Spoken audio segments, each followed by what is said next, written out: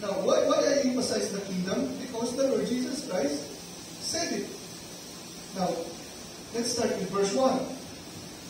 Then shall the kingdom of heaven be likened unto 10 virgins.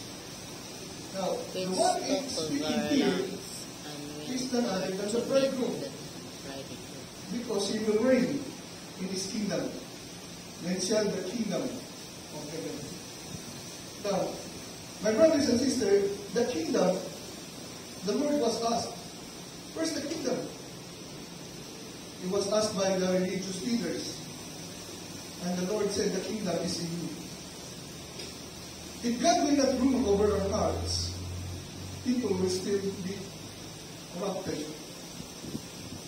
As I told you many times, humans are sinful by birth, number 1. Sinful by nature, that's number 2. And sinful by practice.